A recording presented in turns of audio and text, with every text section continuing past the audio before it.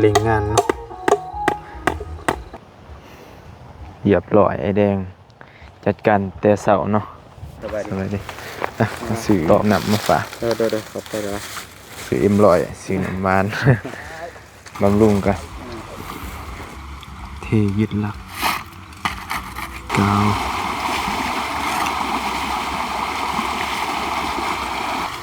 มันเอ็นนาทาวอน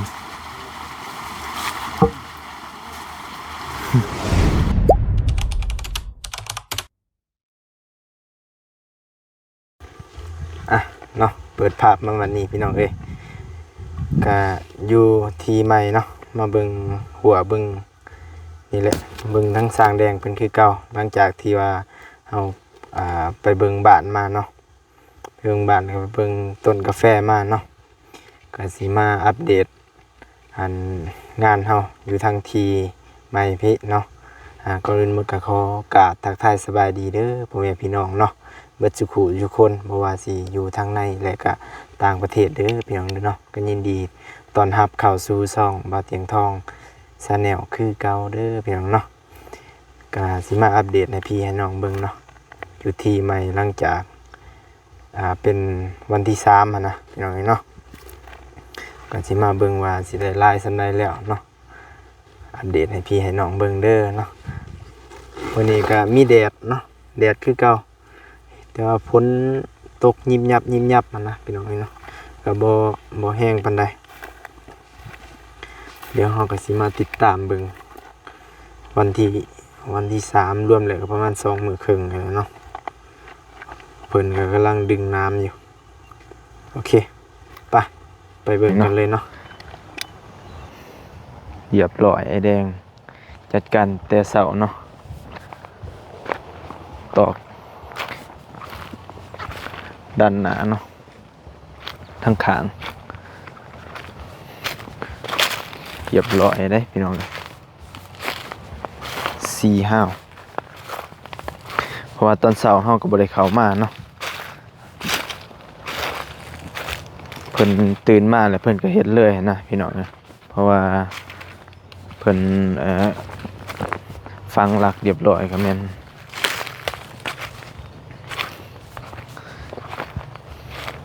ตอกเลยเนาะ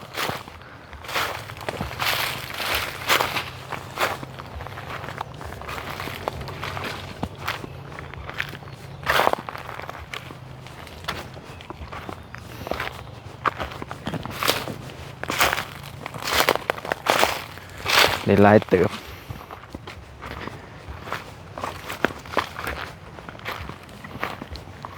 เดี๋ยวเราไปเบิ่งน้ำกันเนาะมื้อนี้มืดเด้อพี่น้องฝนสิตกจักเนาะเมื่อวานก็คือสิตกอยู่แต่ว่าก็แดดบัดมื้อน้ำได้หลายเติบเลยพี่น้อง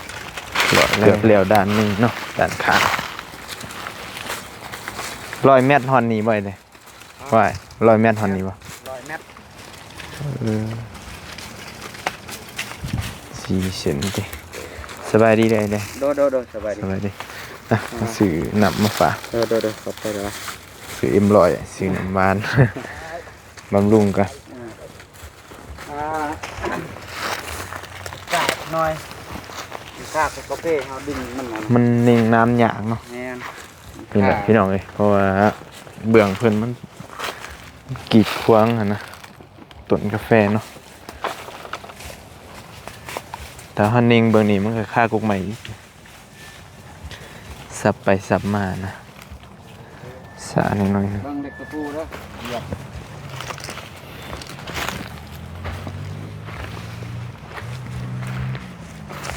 มันยางหยานี่บ่ตัดออกเลยก็ได้เด็กขนาดเพราะว่าบ่ได้มันกระเทินดำกกเลยนะ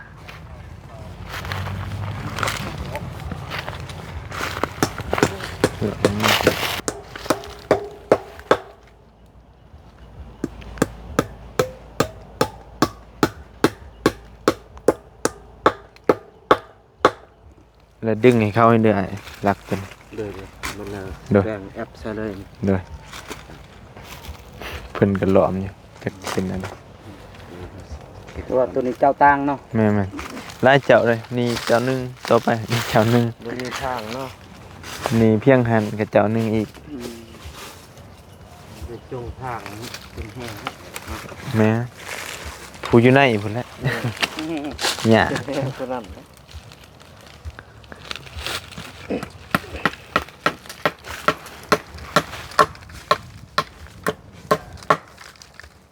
เล็กตะปูนี่ออนไลน์ ของเวียดเนาะ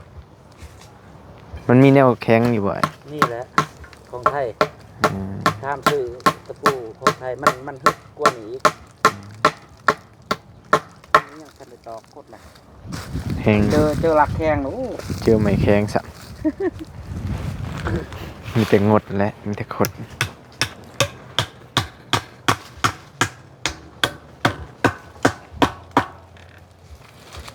มันโดกแบบนี้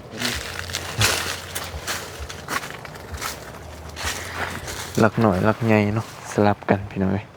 เดี๋ยวก็มีลักเก่าเนาะ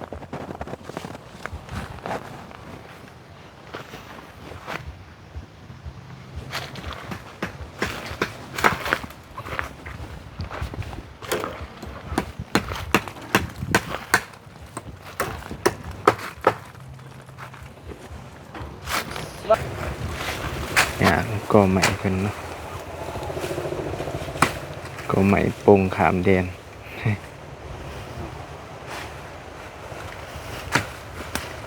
เขี่ยวฟันเลย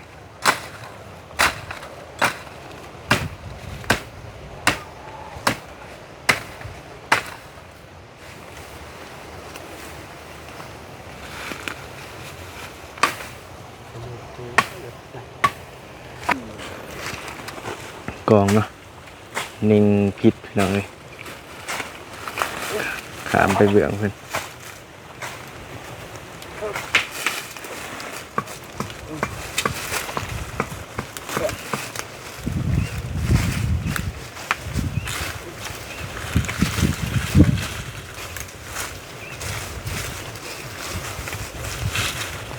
สิเอ้ย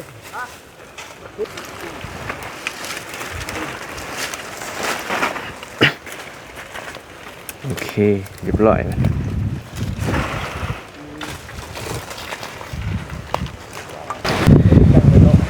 ทีมงานสร้างกับบริพักไปพรเนาะ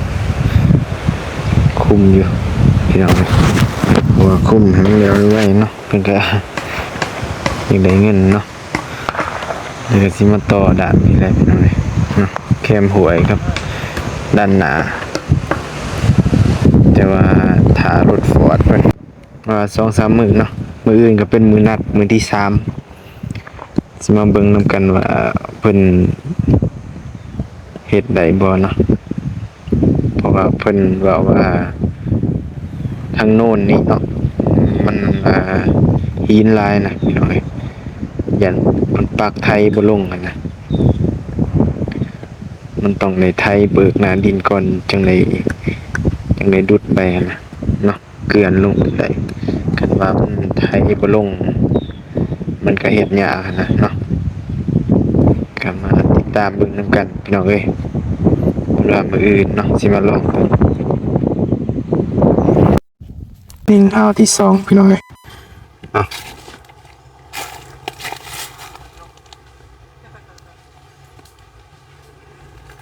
ยากๆแน่เนาะเพราะว่าต้องได้ดึงหมึกพังนี่นะเจอตะปูอ่อนตอกนี่ยากเลย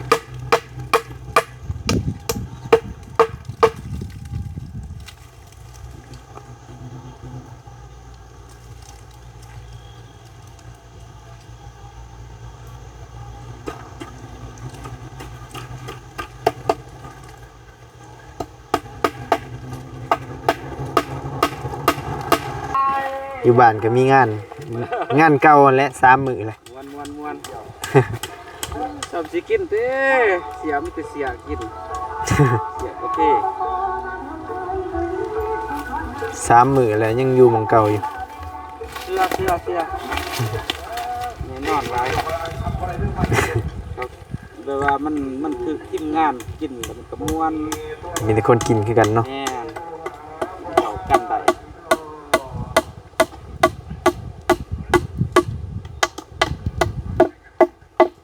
คือทีมงานกินอยู่บางคนนี่กินไปไว้ยักทีจักหน่อยนี่ไปมั่นเนาะแล้วจกค่อยจกใส่กันนี่โอ้ย กินได้ตลอดเนาะ นี่ เรียบร้อยพี่น้องเอ้ย จกไปกับหมู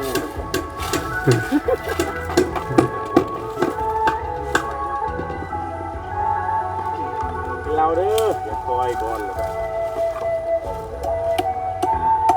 ยังมีโควิด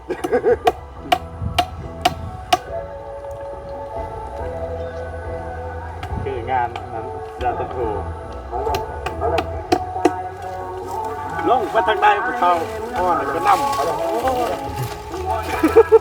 ใครนำพวกเขาอ่อนนำเจ้าวะนำเพื่อนมาได้นี่โควิด เล็งงานเนาะคึมๆจักสิตกมือใด ฝนกันพอดีห้ำดอกกาแฟเนาะ ใส่จองขนาดเต็มลงเลย ดอกกาแฟพอดีบานกำลังบานขาวสวนเลย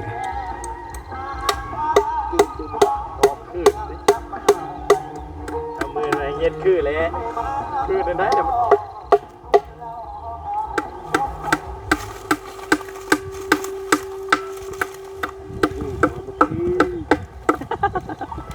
ก็ได้มันออกคืนคือแต่ว่าคือ ไล่นี่แล้วนี่พอดีครึ่งบ่ นำจับเหรอ โดย แม่นเครื่อง ทางว่าประมาณนี้อีก10เนาะแต่พูดมา ประมาณ11ปานนั้นแหละ เนาะ 11โครถทันเลยมาพอ มืออื่นมาใครอยู่แต่ว่าอันนี้ก็พอได้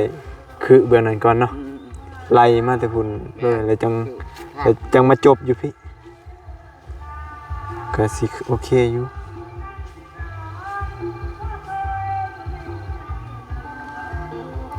แต่ว่าเพิ่นว่าสิมามื้ออื่นบ่ แม่ พอดีเฮาสิเข้ามาแต่เช้านะพอดีมันยันว่าบ่เห็นเพิ่น จักกระสอเราสิตัด สอนเลย น้องสายเจ็ด ดู สิตัดใหม่ตัวนั้นก็เลย พอได้ฮ้อนใหม่อยู่คุ้มหั่นแหละ มันก็ว่าอยู่ดอกมันนั่นเรื่องเครื่องล่างข้างมันสิฮ้อนให้ อืม อันน่ะแป้งจักแล้วสิฮ้อนให้ คันว่าสิเรียบร้อย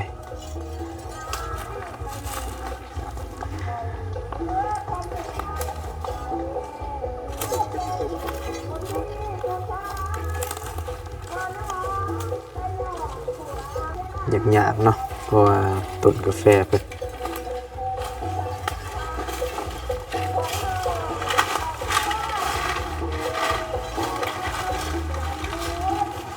ค่อนข้างจะเกะกะเลยเนาะคันว่ามันเปลี่ยนคือเบื้องเฮานี่มันก็น่าจะไวอยู่เนาะแต่ว่าก็ยังอันนี้คือเก่าแหละพี่น้องเพราะว่าเฮาต้องได้ตอกด้านนี้นะต้องตอกด้านนอกเนาะมันก็ต้องได้ย่อขามอีกคันว่าเฮานิ่งเบื้องเฮาก็เลยต้องได้นิ่งทางหลังคอยไปแน่เนาะเสียงเพลงเพิ่นก็อบอวบอยู่เนาะเพราะว่าอยู่บ้านเพิ่นมีงานเฉลิมฉลองเพิ่นเนาะนี่เนาะหาวที่4พี่น้องเอ้ยเลาะเพิ่นสีเข่งแล้วก็ตอกเป็นระยะไว้ก่อนเนาะแล้วก็นำตอกตามหลังล็อกตะปูยึดไว้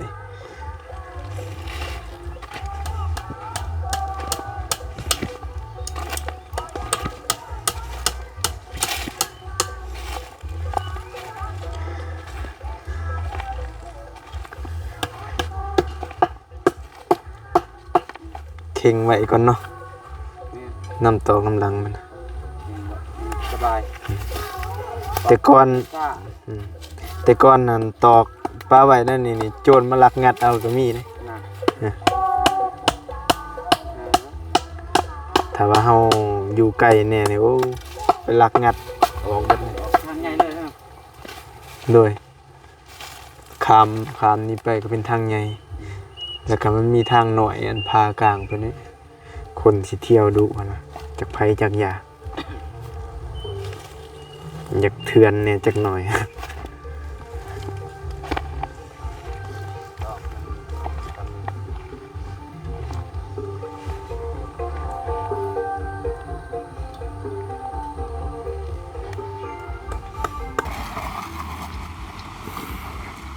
เทยึดหลัก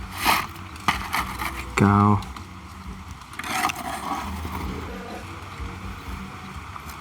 ธรรมศาสตร์เนาะหวยมีผักมีหยังคักนี่มีหอยใบลงงมหอยบ่ไอ้แดง ว่าแมลงมาชิลง แต่ก่อนเฮาก็งมอยู่นี่เลยนี่ อ๋อก ล้องเคลื่อนหมองขตัน ตัวนี้เป็นอย่างกินนูน หอยจุ บ่ได้งมครับ จะไปคนเดียวบ่ ไปกับปลา บ่ไหมบ่ ไม้บ่ แม่นกันพี่อ้ายเฮาซื้อไหม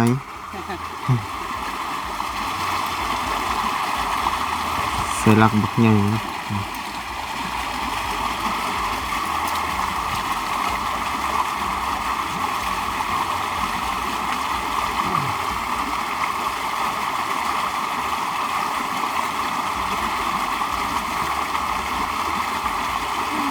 คุมหน่อยโถ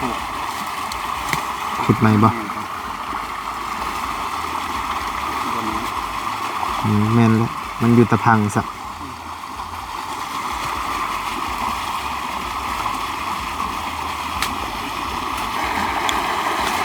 น้ำไหล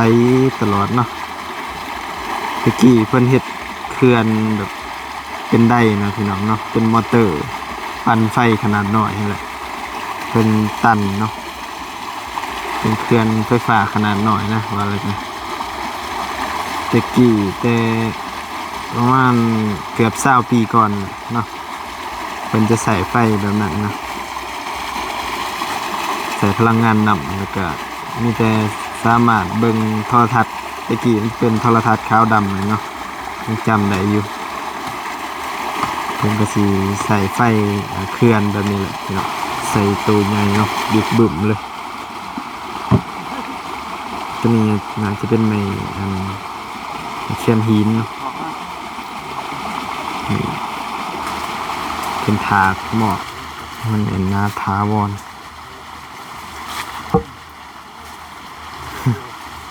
หินนะบ่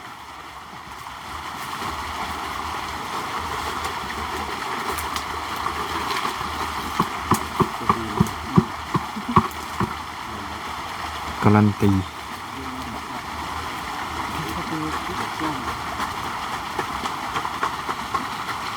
ต่อนิ่งหลวดม้วนสุดท้ายพี่น้องเอ้ยตัวนี้มันเป็นต้นใหม่เพิ่นนั่นเนาะมันเฮาสิขามฝากกับบ่ได้เพราะว่าต้นใหม่เพิ่นกองเข้าไปในพื้นที่เนาะเพราะว่าเป็นต้นใหม่ของเพิ่นปลูกนะพี่น้องเนาะก็เลยโค้งสุดท้ายพี่น้อง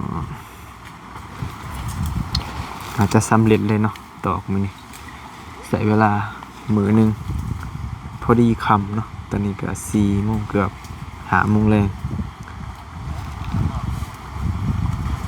เรียบร้อยแล้วครับ กินแล้วเอาหน้ามันก็ได้นะ เขามาเขียดเฮานี่เสร็จเลยนี่นอเพิ่นแล้วสิเขามานี่เป็นสายแดนของอีกเจ้าหนึงอีกได้นี่ครับเบื้องนี้เจ้าหนึงเบื้องนั้นอีกเจ้าหนึงมีสายแดนติดกับลายเจ้าของเนาะ4-5 เจ้าพี่น้องเอ้ยเขาหน่อย เอาไปเลยดิบ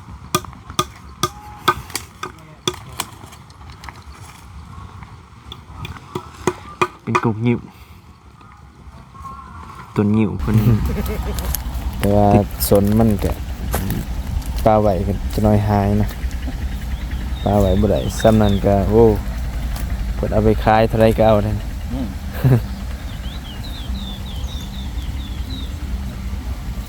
ทางนี้พี่พ่อเลย อืม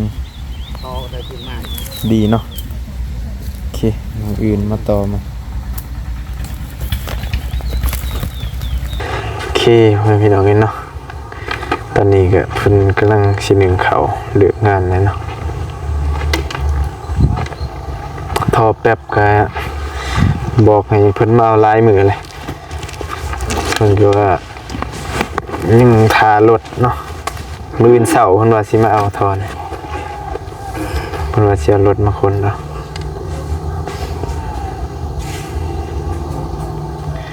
หลักก็ยังพอได้พังอยู่เนาะขาดว่าน่าจะ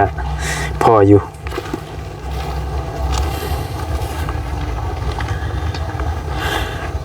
ตัวนี้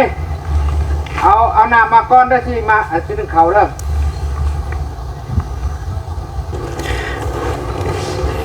เนาะผมพี่น้องเนาะสำหรับมื้อนี้ก็จบภารกิจแต่เด้อเนาะพักผ่อนน้ำลวดน้ำก็ยังอยู่เนาะน่าจะได้ครึ่งหนึงพี่น้องเอ้ยเนาะเหลืออีกครึ่งหนึง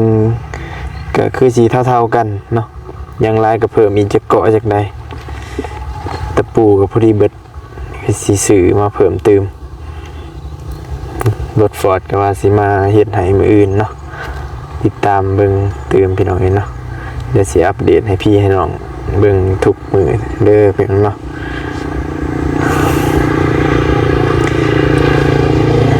ของกินของอยากย่างอยู่บ่ไอ้ โดยยังอยู่ ยังอยู่ คันเบิดแล้วบอกเด้อสิไปซื้อมาให้ โดย มื้ออื่นเนาะมื้ออื่นย่างบ่ เบิ่งคันวัดเราบ่อยากสิโทรบอกครับ โอเค สั่งทางเรือนก็ซื้อไปถาก็ได้เพราะว่าสิซื้อมาหลายมันก็บ่มีหม้องไว้เนาะมันสิเน่าอะนะสำหรับมื้อนี้เนาะก็จบภารกิจเป็นที่เรียบร้อยพี่น้องเนาะก็สิขอตัวกลับไปพักไปพรเนาะกลับบ้านพุ่นแหละอาบน้ำอาบในเนาะเพราะว่าอากาศทางนี้มันหนาวพี่น้องเนาะคันว่ารับแสงเลยก็ตะวันตกดินแล้วก็มันเย็นเนาะคล้ายๆกับยามหนาวไอ้เนาะอุณหภูมิประมาณ18-19 องศาแหละพี่น้องเนาะเขตนี้ร้อนแต่กลางวันก็บ่ร้อนหลายเนาะมีห่มมาเป็นบางส่วนก็ฝนย่อยๆอยู่มื้อนี้กันเนาะจักสิตกมื้อใดแหละก็เรียบร้อยเนาะแล้วไปเกือบ50% แล้วเนาะเดี๋ยวก็มาติดตามกันอีกว่ามื้ออื่นเป็นยังไงเนาะ